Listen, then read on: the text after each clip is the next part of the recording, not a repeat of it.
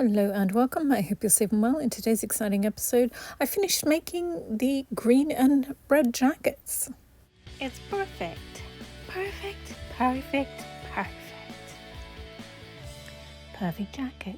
So I've half made some of them. I finished the sleeves and the torso of the jacket, but I haven't actually finished the jackets. So you'll be seeing we'll have seen a different video. It's everything I made in November and December of last year. So anyway, back to these jackets. I think I showed you previously that I'd cut them all out.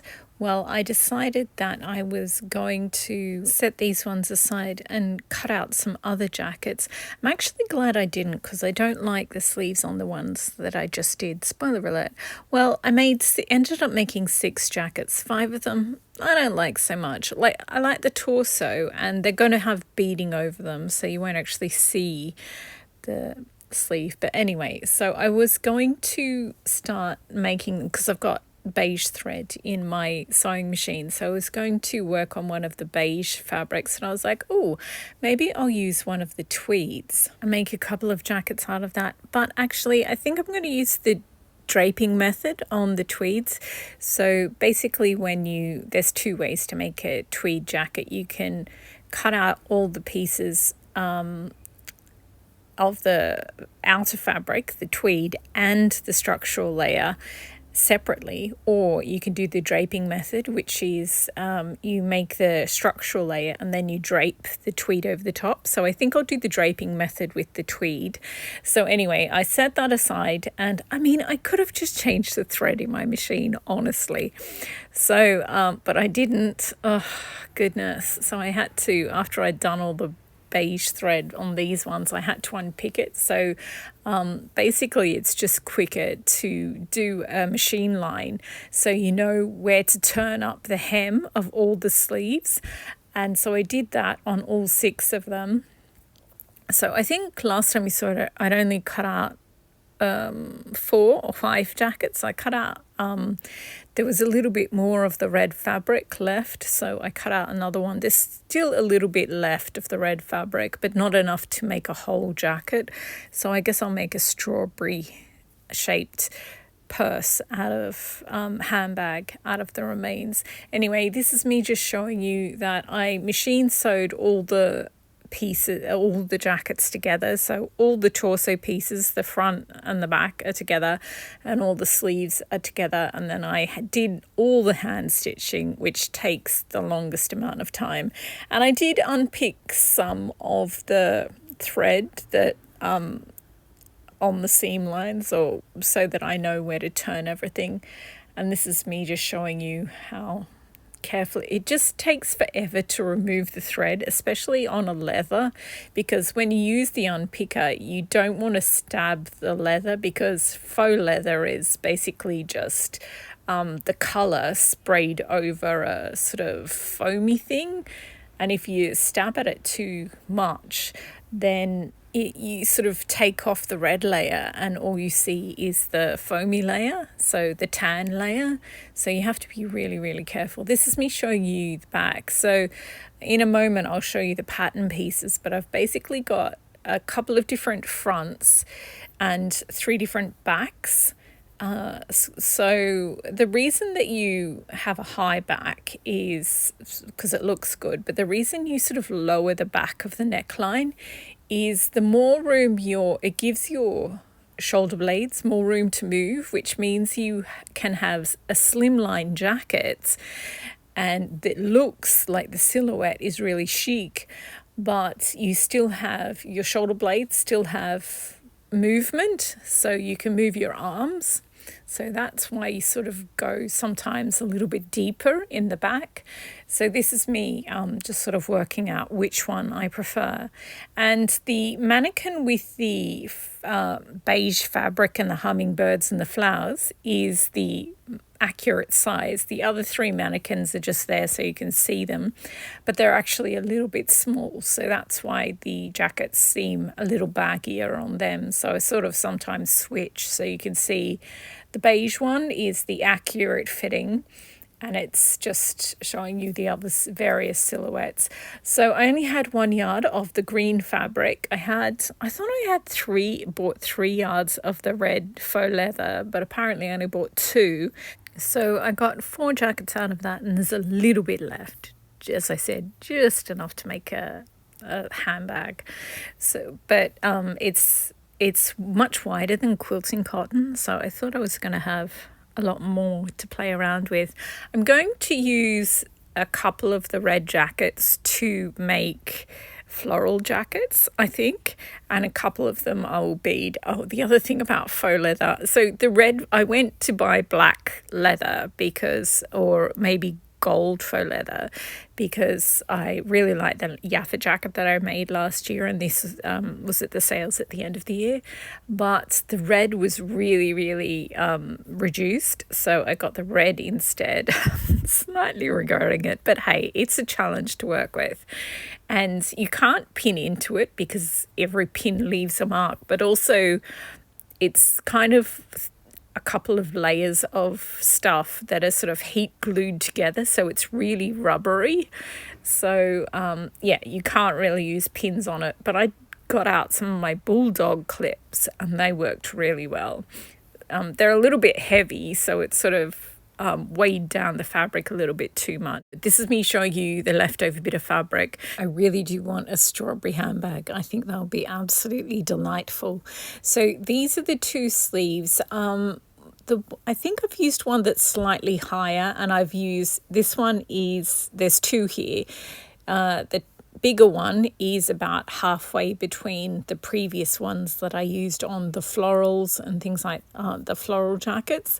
So it's got a little bit of a puff, but not too much. The thing is, I was trying to make a sleeve and this is the fronts of the jackets. There's 2 different, at the neck, there's 2 different widths, A and B, and then the neckline at the chest area, there's a standard and then as a couple of lower ones. And yeah, so I'm just sort of seeing the difference between close to the neck, which does look chic, and a little bit off the neck, which can also look chic. It just sort of depends on the combination that you go for. And I altered the sleeve side, like the hole that the sleeve goes in as well, and made it a little bit wider at the back and a little bit further in on the shoulder. Because, I absolutely love the puffy sleeves like I used on that jacket with the indigo florals, the cropped one with the cap sleeve. I love these cap sleeves, but I had to hand stitch on all these 3 jackets. I had to hand stitch the top third of the sleeve in, which takes a lot of time. You have to, for each stitch, you sort of have to measure where the seam line should be, or you have to, from the very start, you have to machine sew a seam line on the structural layer before you attach it to pin it together with the outer fabric. So it's just much more complicated. If I can find a jacket, a sleeve pattern, and a matching torso pattern where I can actually machine sew the sleeve in, it would just be so much easier. So that is what I'm doing all this fiddling about with. So, and this is me showing you the different necklines. So the backs, I've got the actual, on the Berta 6120, which is the pattern I started with. We're so far from it, but it's got a higher back neckline. So I went down a little bit to do a more standard one, and then I've got a slightly lower one than that, and then I've got a really low scoop one. So I think I like all 3 of them, but I particularly like the midi and the low. The good thing about this is me showing you them in relation to the Vogue 7975, which is a really, really solid pattern. If you're looking to make a Chanel style jacket, I cannot recommend Vogue 7975 enough. It's not just that it's a good pattern, It's got lots of points where you can alter it, and the instructions are really, really clear. Like the commercial sewing companies usually sort of use a pattern for a few years, then, replace it with something that's looks slightly different. But this one has been on the books since, like, I don't know, maybe the 90s or around the turn of the century. It is one of their most popular patterns, and it's just happens to be really, really well written. They really took their time with it. So yeah, I definitely recommend that one.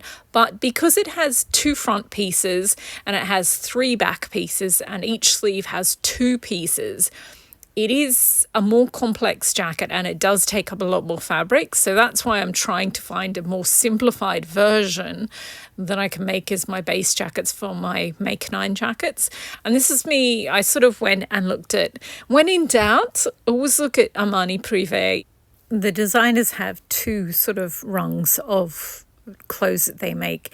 They have the ready to wear, which whatever goes down the runway, basically they make a few tweaks to make it a little bit more commercial and cost effective, and then that's what you buy in their stores around the world. But the private collections like Armani Privé or Chanel Haute Couture, they're made by hand and they're made to measure or bespoke. So if you decide you like one of the samples that are shown in one of these private collections, then you have to go to the atelier, like the place where they make the garments, get your measurements, make sure they're the same, and then they make it from scratch. They make a mock-up just to check the fitting, and then once you're happy with that, then anything you want to change about the fabric or whatever. So it's a real process, and they're just really, really beautiful, incredibly simple silhouettes, but like it's kind of complicated to get there. I don't particularly like this one. I just put it in because I love the embellishment, the fabric. I really like this one. I don't wear jewellery, but conceptually, I like the way that it makes room for the necklace. So yeah, I couldn't find any of the shots I was looking for, but sometimes they make a really nice structured jacket but natural shoulders, so not shoulder pads and not beefed up shoulders, and then it sort of goes really deep at the back. So the good thing, so the deeper the back, the more room for your shoulder blades, so it works better. I like the sleeves on this one. So yeah, now that I'm like listening to myself, and again, the sleeves on this one, I don't particularly like the shirt and tie thing, but I do like the sleeves. And this, it's a Lesage tweed. It's so beautiful, but they made her walk down the runway with her hands in her pockets, so I don't have any good shots of the jacket and what it looks like naturally. So, and this is from years ago. I think that's nice. I just want a really nice clean silhouette. Oh, and this is just beading that I happen to see. I love the beading. I love the fabric they've used, but don't love the combination. I have to work very hard to make a model look frumpy, but they managed it. And anyway, so that was just me getting distracted with beautiful jackets with gorgeous silhouettes. So at this point, I'd made the other two finished the other 2 red ones, so there was a lot of hand sewing involved. I do like this one that's on the beige mannequin at the moment. I like the high neckline, and I also like the curved corners at the bottom. I think that's good. So it's a midi front into a cropped back, and then I've just switched them around. This is the lower neckline, which will be good for jackets that have flowers or big beading, a lot of beading on them, because it sort of just sits back from your neck and it makes it look, you can actually see the person as well as the beading. Particularly with floral jackets, you need that offset from the neckline so that you don't look like a big ball of flowers. Anyway, this is me showing you that I have finally did it, all the hand sewing on the sleeves and the torsos. So now it was time to pin in all the sleeves, which takes forever. You just sort of match up the center bottoms and the center tops, and then you pin the bottom third, then the bottom 2/3, and then you finish sort of ease in the top third, which is the most difficult bit. It wasn't too tricky with these ones because, as I said, I'm trying to make it easier. And then I carefully machine sewed them in. And it's much easier to hand sew, but I'm making six jackets at once, so I sort of had to machine sew them instead. So then you have to trim down the seam allowance slightly under the arm, and then clip the curves, so the bottom third of the sleeve, and then you pin the seam allowance up into the sleeve and hand stitch it into place, which took forever because, there's 12 of them. So of course it took forever. This is obviously a different jacket. This is the yellow floral jacket before it had the flowers added to it. So, and obviously with the faux leather jackets, I couldn't actually pin from the outside. So it was really difficult to do, but I got there eventually. And then the last thing that I had to do was use a seam ribber to very, very gently take out the beige thread around the edges. So I've done the 2 dark green jackets. I've done little bits on the faux leather, but oh my gosh, it was taking forever. And I was like, I don't have this level of patience. So I've done parts of it because, we'll get there eventually. I'll have to finish it before they're beaded though. So whenever I have a free moment, I'll work on them. But I definitely need to use matching thread, because if you use matching thread, you can kind of get away with leaving some of the lines, thread lines there. But if you use contrasting thread, you cannot leave it in. It's so obvious. So anyway, this is me showing you the jackets. It's a little bit useless putting them on the other mannequins. And this is me showing you the 4 red ones. So they all have different necklines, and the bottoms are different. Only one of them has the slightly bigger sleeves. I did have tiny amounts of the green fabric left, and I had enough of the red fabric that I could have done this, not this one. The second jacket that I show you has the slightly puffier sleeve. So this is me just showing you the silhouette. Don't worry, I'm not going to show you every single jacket, but they do have different necklines. I think I will try the Vogue 7975 with short sleeves and see how that one goes. As I said, it's got a lot more pieces, so I'll have to make a structural layer jacket and then drape the outer fabric over the top, which works for a loosely woven fabric like tweed, but not so much for something like this, something synthetic with not really any give. So, and this is me pointing out that this cheap, I've got 2 different bits of turf. I've got a really expensive, good quality one, and I've got this cheap one, which I bought because it will be easier to cut up. But every time you move the jacket, like the mannequin that the jacket's on, it's sort of, the bits go everywhere. So I guess I can brush it or something to get them all out before I add it to a jacket. This third one has the higher neckline and the curved corners at the bottom going in midi front, going into a cropped back. And if this had had the slightly puffier sleeves, I think that would have been a really good jacket. It'll be fine once I put beading on it, but I'm just saying, the silhouette as it stands. And then I think we're on the 4th of the jackets. This one has the higher neckline at the back. I do like that they're all going to have a range of different necklines. I think that's going to be interesting to work with, to see which looks good with beading and how you can sort of bead them all differently to bring out the different aspects of each silhouettes of each jacket. And then these are the two dark green ones. I think I'm going to do a vertical garden with one of them, and then the other I might use as a base. This one has a deeper neckline and it's off the neck a little, so I might use this as the base for a fabric flower jacket perhaps. I've got these amazing variegated leaves and some white flowers, so it would all basically just be dark green and white or creams.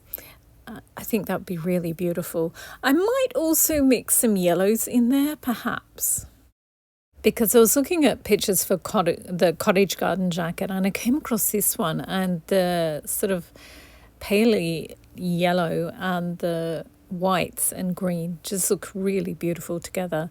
And also if it's just white and green, it's sort of, you need maybe a little contrast in there with something else. I would quite like to set aside all this jacket making fuss and bead something or make a faux flower jacket, but I think I will keep on with the sleeves and the necklines and get this right.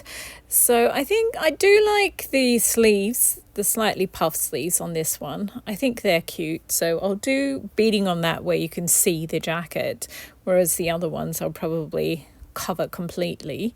I like all the different necklines, the different at the off the neck, and the heights of the necklines. And if I get completely sick of doing different jacket variations, this one here is a really beautiful jacket. I love that one. This is the most similar version to it. So the sleeve side, or the hole that the sleeve goes in, is slightly smaller and slightly further to the edge of the shoulder, and the sleeve is a tiny bit puffier. But I think if I can eke out the time, I should probably do a version of the Vogue 7975, this beautiful jacket, and just with a shorter sleeve. And we'll see if I can find a way to do it where I get two jackets out of one bit of tweed, because some of my tweeds are slightly wider than quilting cottons. I don't think I'll be able to manage it with the quilting cottons, but I think there might be enough with this if I do cropped backs or something. We shall see. I love how it's got little flecks of gold in it, this fabric. It's absolutely gorgeous. Anyway, that is it for this video. Thank you very much for watching. I hope you haven't been as frustrated by all this as I have. Honestly, I wish I would just make the perfect jacket and just keep making it. Well, the Vogue 7975. There is the daisy jacket. That was a good one. I could go back to that, but it has a lot of surface area, and I really want to perfect one that only has half a yard of fabric surface area so that I can actually get all the beading done. Anyway, thanks again for watching and happy sewing.